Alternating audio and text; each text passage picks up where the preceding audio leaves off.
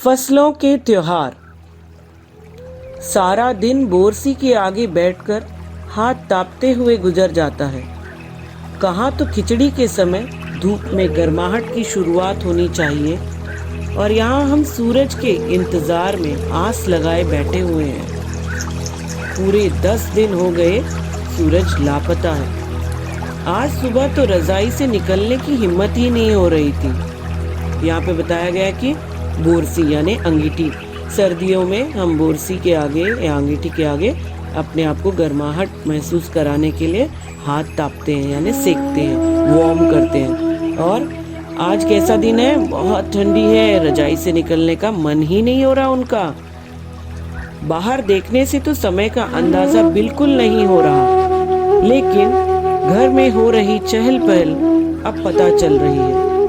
रह रह कर कानों में कभी चांपाकल के चलने और पानी के गिरने की आवाज, तो कभी किसी के हाँक लगाने की आवाज आ रही थी। जा भाग के देख, केरा के पत्ता आयल की ना। आज ई लोग के उठे के नहीं खेगा। बोल जल्दी तैयार हो खस। अब तो उठने में ही भलाई है। तो यहाँ पर बताया जा रहा कि कई बार हम भी आलसी होकर ठंड के मारे अपने बिस्तर में छुप कर सोए रहते हैं और आंख खोल के थोड़ा थोड़ा देखते हैं सुबह हुई कि नहीं। लेकिन मौसम जब ठंडा है या बरसात का मौसम है तो हमें सुबह हुई कि नहीं इस बात का बिल्कुल भी अंदाजा नहीं होता।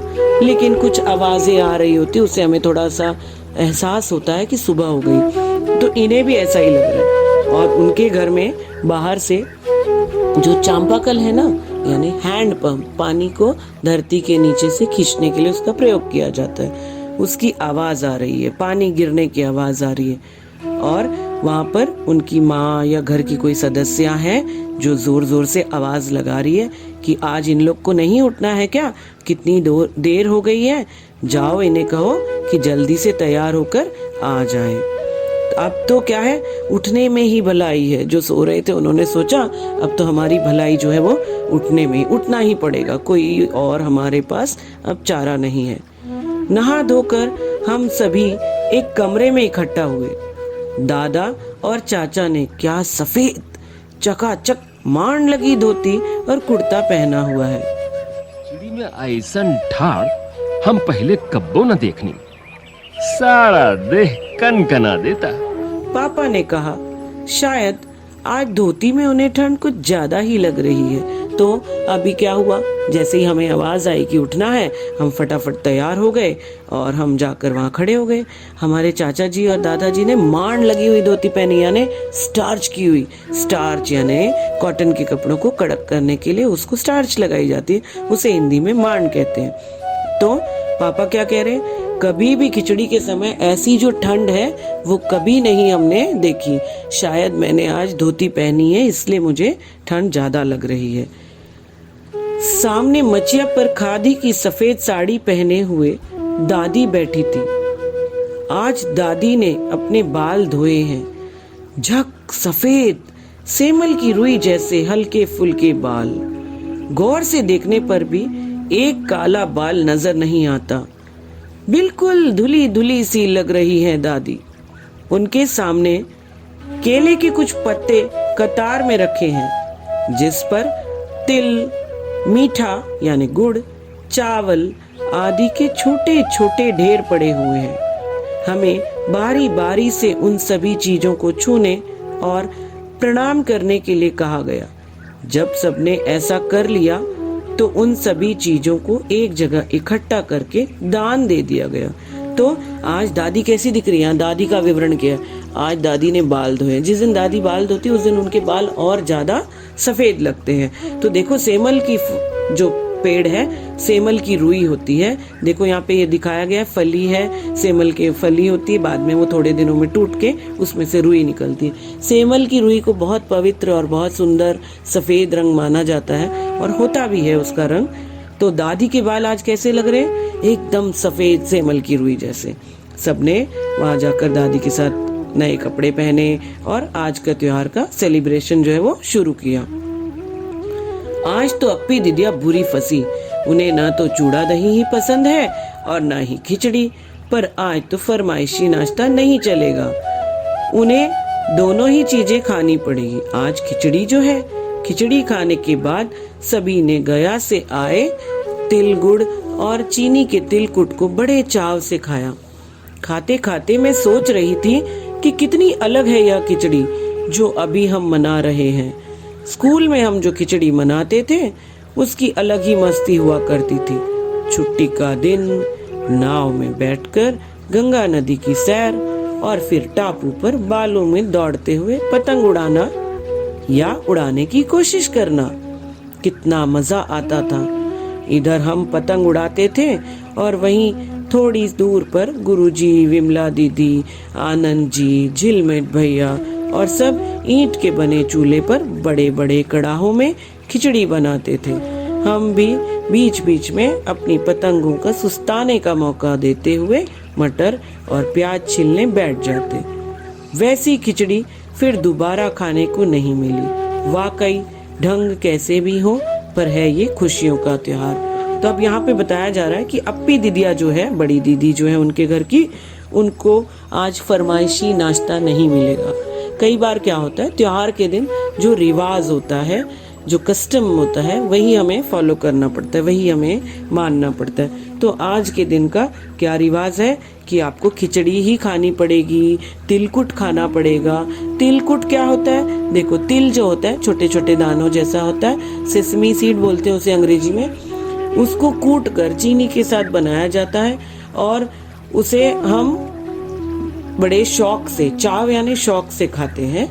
किस दिन? खिचड़ी के दिन, सुबह सुबह नहा धोकर। तो आज सबने ये सब बड़े शौक से खाया, लेकिन जो ये लेखिका है वो खाते खाते अपने स्कूल के जमाने में पहुंच गई और उन्हें अपने बचपन के स्कूल के दिन की खिचड़ी याद आ गई कि किस प्रकार वो नदी किनारे जाते थे और वहां पर बालू यानी रेत में वो लोग दौड़ते थे, खेलते थे। हर बच्चे, हम भी जब जाते हैं नदी किनारे या ऐसी बड़ी बड़ी नदियों के किनारे, बहुत सुंदर रेत होती है, तो वहाँ हम एंजॉय करते हैं। तो वहाँ पर तो हमारी गैस स्टोव हमारे साथ नहीं जाएगी, तो वहाँ पर उन्होंने ईंट का बना हुआ चूल्हा लगाया और उस चूल्हे पर उन्होंने बड़ी बड़ी कढ़ाइयाँ रखी। बड़ी बड़ी कढ़ाई, जो आपकी मम्मी घर पे छोटी कढ़ाई यूज करती है उसमें थोड़ा खाना बनता है, वहाँ पर उन्होंने चूल्हे पे बड़ी सी कढ़ाई रखकर और उस दिन खिचड़ी बनाई। जनवरी माह के मध्य में भारत के लगभग सभी प्रांतों में फसलों से जुड़ा कोई ना कोई त्योहार मनाया जाता है। कोई फसलों के तैयार हो जाने पर खुशी बांटता है, तो कुछ लोग इस उम्मीद में खुश होते हैं कि अब पाला कम होगा। सूरज की गर्मी बढ़ने से खेतों में खड़ी फसल तेजी से बढ़ेगी। सभी प्रांतों और इलाकों का अपना रंग, अपना ढंग नजर आता है। इस दिन सब लोग अच्छी पैदावार की उम्मीद और फसलों के घर में आने की खुशी का इजहार करते हैं। उत्तर प्रदेश, बिहार, मध्य प्रदेश में मकर संक्रांति या तिल संक्रांत, असम में बिहू, केरल में ओणम, तमिलनाडु में पोंगल, पंजाब में लोहड़ी, झारखंड में सरहुल, गुजरात में पतंग का पर्व सभी खेती और फसलों से जुड़े हुए त्योहार हैं। इन्हें जनवरी से मध्य अप्रैल तक अलग अलग समय पर मनाया जाता है। तो ये जो त्योहार है मकर संक्रांति, इसके विभिन्न नाम है क्योंकि हमारा देश जो है वो किसानों का देश है। हमारे देश में एग्रीकल्चर होता है ज्यादा, इसीलिए हमारे देश में ऐसे त्योहार को बहुत महत्व दिया गया है। और ये त्योहार हर जगह, हर इलाके में, हर राज्य में अलग अलग ढंग से, अलग अलग नाम से मनाए जाते हैं। क्योंकि किसान की मेहनत कैसे होती है, जब उसको खेती होती है, कंप्लीट हो जाता है उसका खेत, फसल पक जाती है, घर लौट कर आते हैं, पूरी फसल, गेहूं बोई है तो गेहूं आती है, दाने घर आते हैं, तो अच्छी पैदावार। जैसे आप पूरे साल पढ़ते हो, आपका रिजल्ट आता है, आप रिजल्ट के दिन बहुत खुश होते हैं, तो उसी दिन वैसे ही किसान भी अपनी अच्छी पैदावार जो होती है, अच्छी फसलें जो होती है, उसके आने की खुशी में इसे सेलिब्रेट करते हैं। तो अलग अलग नाम तो मैंने आपको बता ही दिए। अब देखिए हर राज्य किस तरह से इसे मनाता है। झारखंड में सरहुल बड़े जोश खरोश के साथ मनाया जाता है।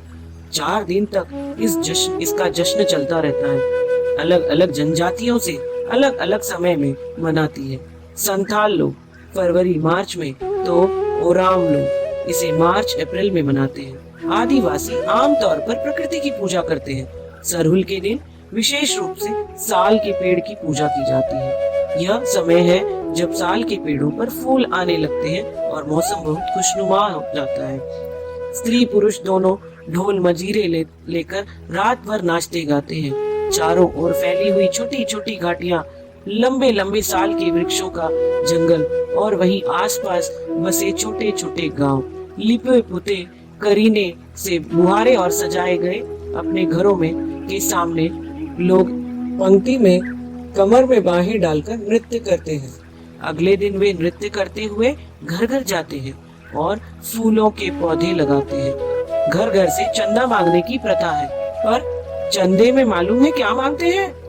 सोचो, चंदे में वो लोग मांगते हैं मुर्गा, चावल और मिश्री। फिर चलता है खाने पीने और खेलों का दौर।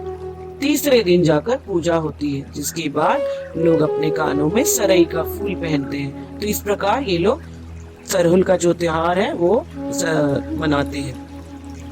इस दिन से वसंत ऋतु की शुरुआत मानी जाती है।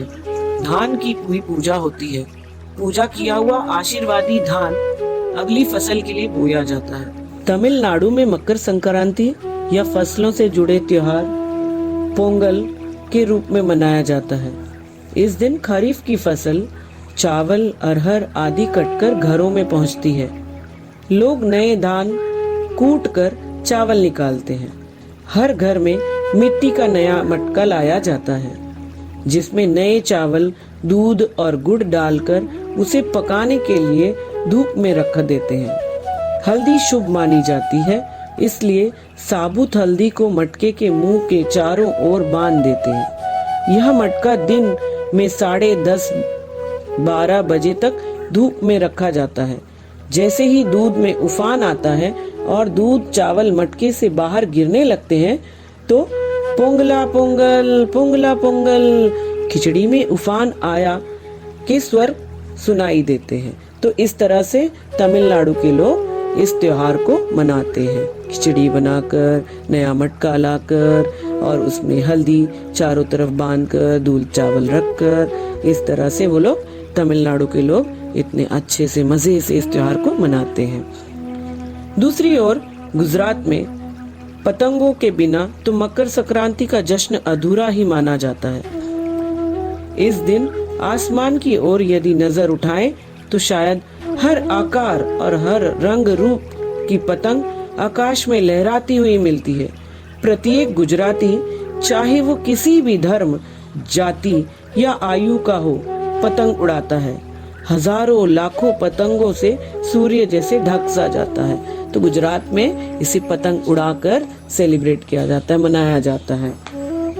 अब आई कुमाऊं की बारी। कुमाऊं में मकर संक्रांति को घुघुतिया भी कहते हैं। इस दिन आटे और गुड़ को गूंथकर पकवान बनाए जाते हैं। इन पकवानों को तरह तरह से आकार दिए जाते हैं, जैसे डमरू, तलवार, डांडिम का फूल आदि। पकवान को तलने के बाद एक माला में पिरोया जाता है, जैसे आप अपनी माला बनाते हैं ना मोती डाल डालकर, वैसे माला के बीच में संतरा और गन्ने की गंडेरी पिरोई जाती है। यह काम बच्चे बहुत रुचि से यानी इंटरेस्ट से और उत्साह के साथ, उत्साह यानी खुशी खुशी करते हैं। सुबह बच्चों को माला दी जाती है। बहुत ठंड के कारण पक्षी पहाड़ों से चले जाते हैं।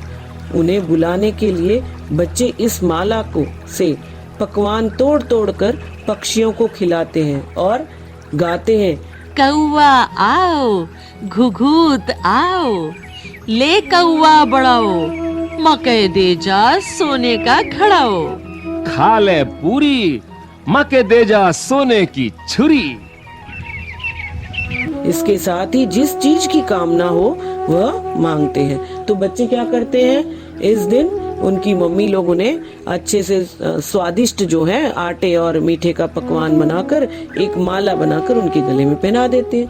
जब ठंड होती है तो आपने अपनी बाकी के सब्जेक्ट्स में पढ़ा होगा ना, इंग्लिश में शायद पढ़ा है कि माइग्रेटरी बर्ड्स जो है जहाँ ठंड होती वहां से चले जाते हैं। अब बर्ड्स के बिना तो सुना सुना हो जाएगा, तो इसीलिए ये घुघुतिया त्योहार के दिन वो लोग क्या करते हैं, पहाड़ों पर जाते हैं और ये जो पकवान है जो उन्होंने बनाए हैं टेस्टी टेस्टी व्यंजन, उसे जाकर वो लोग पहाड़ों पे गिराते हैं तोड़ तोड़ और अपने मन का जो है ये गीत गाते हैं। ये गीत वहाँ की भाषा में है, परंतु इसका ये मतलब है कि कौवा आओ और आकर क्या दो, मुझे जो मेरी विश की चीजें हैं वो मुझे गिफ्ट कर दो, ये लेकिन ये जो है मैंने जो आपके लिए बनाया है वो खा लो। तो इस तरह से वो अपने मन की चीजें, जैसे आप लोग बोलते हो ना मम्मी मुझे ये चाहिए मुझे वो चाहिए, तो वैसे ये बच्चे भी जाकर पक्षियों से मांगते हैं। वो कहते हैं, उन्हें लगता है कि पक्षी उन्हें गिफ्ट दे देंगे। है ना कितनी अलग अलग अंदाज मकर संक्रांति को मनाने के। कहीं दूध चावल और गुड़ की खीर बनती है, तो कहीं 5 प्रकार के नए अनाज की खिचड़ी बनाते हैं। कहीं कहीं लोगों का सैलाब नदी में स्नान करने के लिए उमड़ पड़ता है। सैलाब, सैलाब यानी बहुत बड़ी भीड़। यहाँ पे ना thousands and lakhs of people क्या करते हैं, वो लोग गंगा नदी में स्नान करने जाते हैं। वहां पर वो लोग क्या करते हैं, नदी के किनारे तिल रखते हैं, पूजा करते हैं और उसके बाद स्नान करने चले जाते हैं। ये तो पोल्यूशन क्रिएट करता है ना, तो इसे हमें थोड़ा सा ध्यान रखना चाहिए। करो त्योहार मनाओ लेकिन केयरफुली, एक जगह अलग से तिल के लिए कटोरा रख दो, जो लोग गरीब हैं वो ले लेंगे। ऐसे गंदा करके नदी में बहने से नदी भी गंदी हो गई और वो एरिया भी गंदा हो जाता है ना। तो इस तरह से हमें इस त्योहार को मनाना चाहिए। लोग ठंड से ठिठुरते रहेंगे पर बर्फीले पानी में कम से कम एक डुबकी तो जरूर लगाएंगे। हाल यह हो जाता है कि इन जगहों पर तिल रखने की जगह नहीं होती। तिल से याद आया, मकर संक्रांति के दिन पानी में तिल डालकर स्नान करना, तिल दान करना, आग में तिल डालना, तिल के पकवान बनाना विशेष महत्व रखता है। तुम्हारे घर में या इलाके में इस त्योहार को कैसे मनाया जाता है? तो मकर संक्रांति के दिन सबसे ज्यादा विशेष महत्व जो है, इम्पोर्टेंस जो है वो है तिल का। तिल जो है उसकी बहुत अलग अलग तरह का प्रयोग करते हैं इस दिन। हर राज्य में तिल तो जरूर प्रयोग किया जाता है, जैसे कि तिलकुट बनाते हैं, महाराष्ट्र में तिल के लड्डू बनाते हैं, और हम जाते हैं ना अपनी भाषा में हम कहते हैं तिल गुड़ गया गुड़ गुड़ बोला, याद आया। तो इस तरह से हम महाराष्ट्र में इस त्योहार को मनाते हैं। लेकिन कोई जरूरी नहीं कि आप सब महाराष्ट्र के हो। तो आप जरा सोचें, तुम्हारे घर या इलाके में इस त्योहार को कैसे मनाया जाता है? इसे खिचड़ी, पोंगल, मकर संक्रांति या कुछ और कहा जाता है?